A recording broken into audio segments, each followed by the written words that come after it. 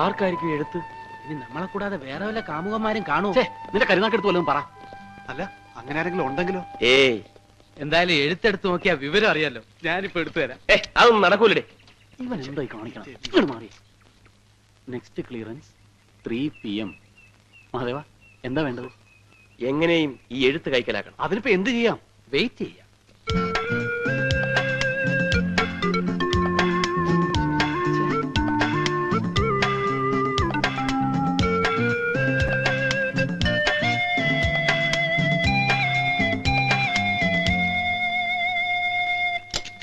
Postman, അതെ, ഞങ്ങൾ ഒരു എഴുത്ത് അറിയാതെ തെറ്റി ഇതിനകത്ത് കൊണ്ട് ഇട്ടുപോയി. ഇതങ്ങ് കൈവച്ചിട്ട് അതങ്ങ് ഒന്ന് എടുത്ത് തന്നില്ലേ കുഴപ്പം. പ്ലീസ്, അത് പിന്നെ പ്ലീസ് ഇത് നോക്കി. പോരെ, ഇത് മതിയോ? നോക്കി പോരാന്ന്.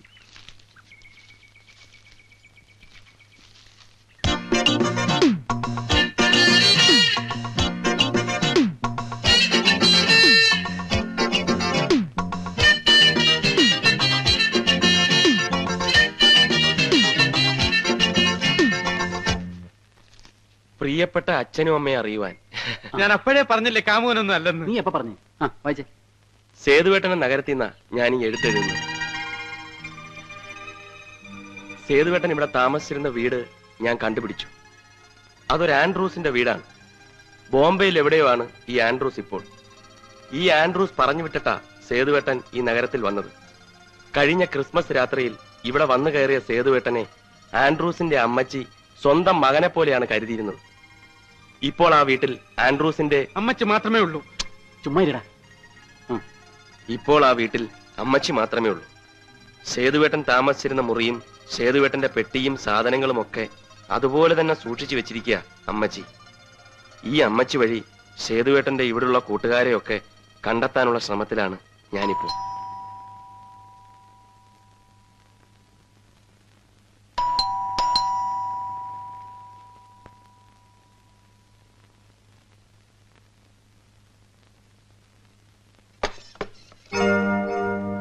ഗുഡ് മോർണിംഗ് അമ്മച്ചി.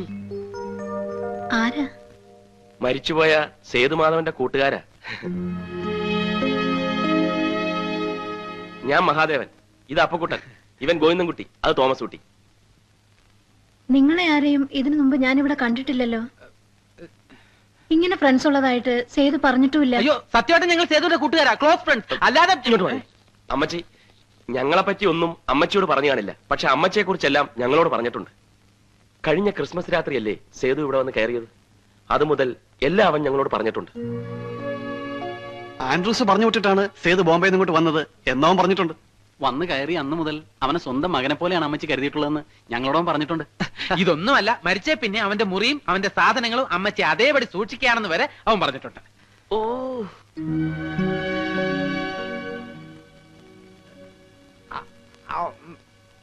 പറഞ്ഞിട്ടില്ല അല്ലേ?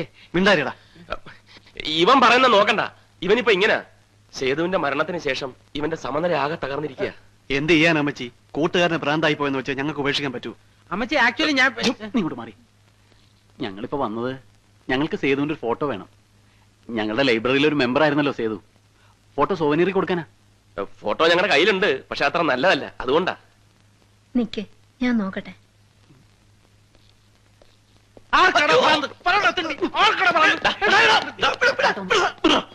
വായി തോന്നിയൊക്കെ വിളിച്ചു പറഞ്ഞിട്ട് അവന്റെ കഴുത്തേക്കാർ പിടിച്ചാൽ മതിയല്ലോ.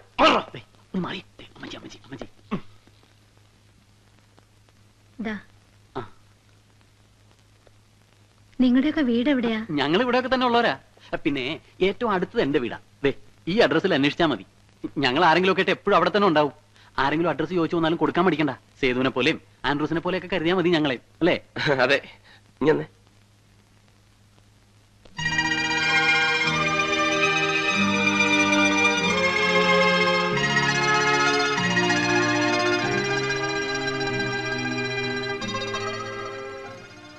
ഫോട്ടോ കൊണ്ടാ മരിച്ചാണെന്ന് തോന്നില്ല. കൊള്ളാല്ലേ?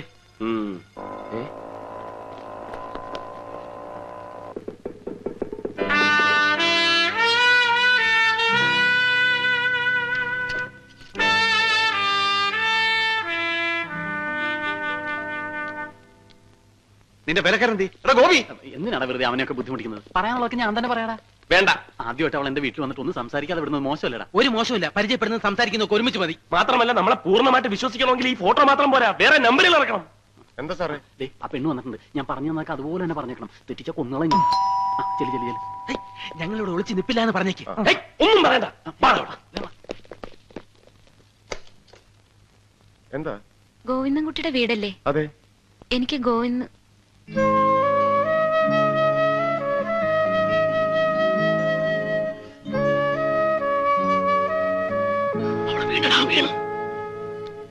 ആരാ? ഇതിന്റെ ഏട്ടനാ. ആ, ഇവിടുത്തെ സാറിന്റെ കൂട്ടുകാരനാ. എനിക്ക് ആളെ ഒന്ന് കാണാൻ പറ്റുമോ? അയ്യോ, അദ്ദേഹം മരിച്ചുപോയി. കണ്ടില്ലേ മാലയൊക്കെ തൂക്കിട്ടിരിക്കണം? അതല്ല, ഇവിടുത്തെ സാറിനെ. ഗോവിന്ദൻകുട്ടി എന്നല്ലേ പേര്? അതെ, പക്ഷെ ആളിവിടെ ഇല്ല. ക്ലബിൽ കാണും. ബോക്സിംഗ് പ്രാക്ടീസ് ഉണ്ടെന്ന് പറഞ്ഞ് പോയതാ. ഏത് ക്ലബിലെ പ്രാക്ടീസ്? ഹരികർണാർ ക്ലബിൽ. അപ്പൊ ഞാൻ അവിടെ പോയി കണ്ടോളാം. ആ.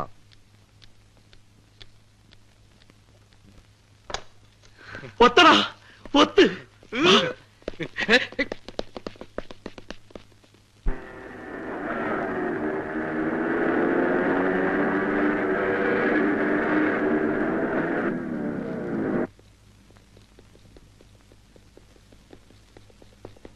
അവള് വരുന്നതിന് മുമ്പ് നമുക്ക് ബോക്സിംഗ് തുടങ്ങിയിരിക്കണം. വേറെ റെഡിയാക്കോ?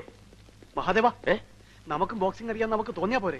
അതിന് ശരിക്കും പിടിക്കുന്ന കാര്യമില്ലല്ലോ. ഏയ്, ഇടി എന്ന് പറഞ്ഞാൽ പൊരിഞ്ഞിടിയായിരിക്കണം. ഈ ഇടി കണ്ടിട്ട് വേണം നമ്മൾ ആരെ വേണോ നമ്മൾ തീരുമാനം. First impression is the best impression. So no compromise, no sentiment, no friendship. ഇതെന്ത് പോകൃത്തരവ് കാണിക്കുന്നത്?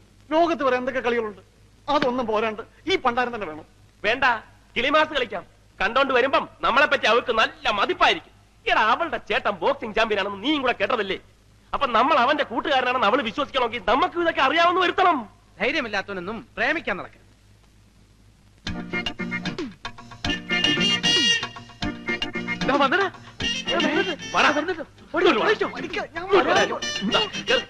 ഇവനൊന്ന് പിടിച്ച് കേട്ട്. വാടാ ഇങ്ങോട്ട്.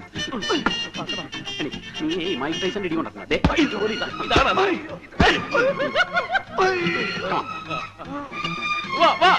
എഴുന്നേറ്റ് വാടാ. ഇങ്ങോട്ട് എണീറ്റ് പോടാ. ഇങ്ങോട്ട് ഇങ്ങോട്ട്.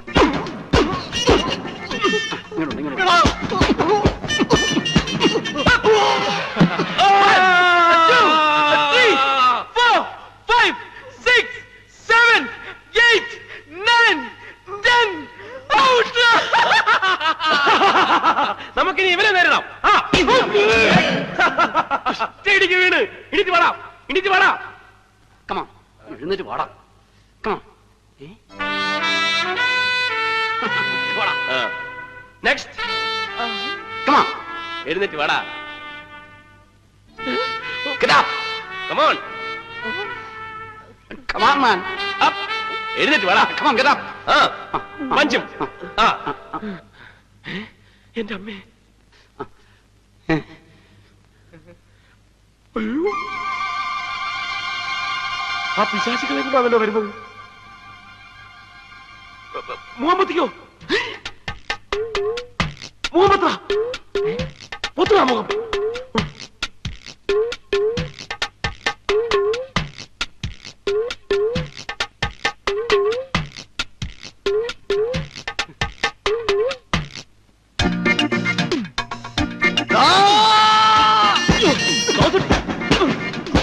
ദണ്ഡിത്തരം കാണിക്കുന്ന ദണ്ഡി.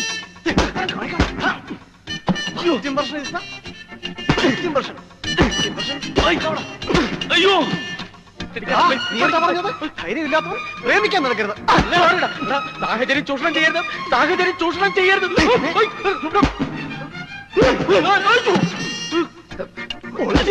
ഇവിടെ വെച്ചിരിക്കില്ല, നമുക്ക് മനസ്സമാധാനമായിട്ട് വീട്ടിൽ ചെന്നിട്ടിരിക്കാം.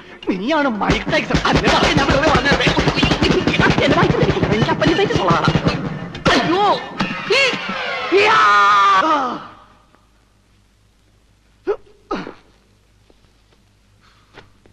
എക്സ്ക്യൂസ് മീ,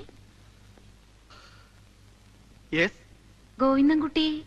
ഗോവിന്ദൻകുട്ടി, അവനെ ഞാനൊരു സ്ഥലം വരെ പറഞ്ഞു വെച്ചിരിക്കുകയാണ്. എന്റെ അമ്മനെ കടിക്കാനാ. എന്താ കാര്യം? എന്നോട് പറഞ്ഞോളൂ. ഒരു സേതുമാധവൻ അറിയോ? ആ അറിയോ? ആ, ബോംബെ യൂണിവേഴ്സിറ്റിയിലെ ബോക്സിംഗ് ചാമ്പ്യൻ സേതുമാധവനാണ് ഉദ്ദേശിക്കുന്നത്. അതെ, ഞാൻ ആ സേതുവിന്റെ സിസ്റ്ററാ, മായ. Oh my God, സേതുവിന്റെ സിസ്റ്ററോ? ഞാൻ സേതുവിന്റെ ക്ലോസ് ഫ്രണ്ടാണ്, തോമസ് ഊട്ടി.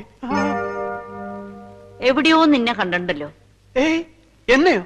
ആ, ഞാൻ പുറത്തിറങ്ങാറില്ല. കണ്ടത് വേറെ ആരെങ്കിലും ആയിരിക്കും. അവരൊന്നും എഴുന്നേൽക്കാത്തത് എന്താ? ഇടി കൊണ്ട് ക്ഷീണിച്ച് കിടക്കുക. ഓ. ബോധം വരുമ്പോ എണീറ്റ് പൊയ്ക്കോളും. കൊള്ളാലോ നീ 3 തടിയന്മാരെ ഒറ്റയ്ക്ക് ഇടിച്ച് കമത്തിരിക്കുന്നത്. ഇന്ന് 3 കൈ കിട്ടിയുള്ളൂ. സാധാരണ 5 6 ഒക്കെ ഉണ്ടാവും. ഓ വരും, നമുക്ക് അപ്പുറത്തിരിക്കാം. ആ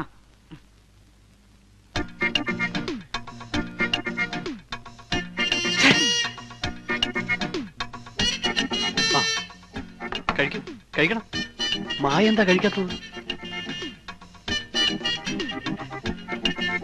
സേതുവേട്ടൻ എന്തിനാ ഈ നാട്ടിലേക്ക് വന്നതെന്ന് തോമസുട്ടിയോട് പറഞ്ഞിട്ടുണ്ടോ? അതായത് കഴിഞ്ഞ ക്രിസ്മസിന് ആൻഡ്രൂസിന് വരാൻ പറ്റിയില്ല. പകരം സേതുവിനെ അയച്ചു. അങ്ങനെയാ സേതു പറഞ്ഞത്. ഇതിനു മുമ്പും ക്രിസ്മസിന് ആൻഡ്രൂസ് വരാതിരുന്നിട്ടില്ലേ? അന്നൊന്നും പകരം ആരെയും അയച്ചിട്ടില്ലല്ലോ. ഇത് ഞാനും ചോദിച്ചതാ. അപ്പൊ സേതു പറഞ്ഞു അമ്മച്ചിക്ക് ഒരു സമ്മാനം കൊണ്ട് വന്നതാണെന്ന്. സമ്മാനോ? എന്ത് സമ്മാനം? ഇവനെന്ത് ബ്ലണ്ടർ കൈ പറയുന്നു. എന്ത് സമ്മാനം എന്നാ പറഞ്ഞത്? ക്രിസ്മസ് സമ്മാനം. എന്നിട്ട് അമ്മച്ചി അതിനെപ്പറ്റി ഒന്നും പറഞ്ഞില്ലല്ലോ. അയ്യേ, അങ്ങനെ പറയാൻ മാത്രമുള്ള ഒന്നും ഉണ്ടാവില്ല. മാലയോ സാരിയോ അങ്ങനെ എന്തെങ്കിലുമൊക്കെ ആയിരിക്കുന്നേ. ശരി, ഞങ്ങൾ ഇറങ്ങട്ടെ. ഇനിയിപ്പോ ഇതൊന്നും പോയി അമ്മച്ചിയോട് ചോദിക്കണ്ട കേട്ടോ. നാണക്കേടാ. സേതുവിന് ഇവിടെ ആരെങ്കിലും ശത്രുക്കൾ ഉണ്ടായിരുന്നോ? ശത്രുക്കളോ? അതെന്താ അങ്ങനെ ചോദിച്ചത്? വേറെ ഒന്നുമല്ല. ദേ ഇത് കണ്ടോ, ഒരുത്തൻ എന്നെ റോട്ടിൽ ഉരുട്ടിയിട്ട് കൊല്ലാൻ ശ്രമിച്ചു. ഇവളെ 2 പ്രാവശ്യം വീട്ടിൽ കയറി അപകടപ്പെടുത്താൻ നോക്കി. അതിലൊരുത്തനെ ഞാൻ ശരിപ്പെടുത്തിയിട്ടുണ്ട്. എന്താ, ശത്രുക്കൾ ആരെങ്കിലും ഉണ്ടായിരുന്നോ? ഏയ്, അങ്ങനെ ശത്രുക്കളൊന്നുമില്ല. അപ്പൊ അവന്മാരൊക്കെയോ? അത് വല്ല പോക്കറ്റ് അടിക്കാരോ പിടിച്ചു പറിക്കാരോ ഒക്കെ ആയിരിക്കും. അയ്യോ.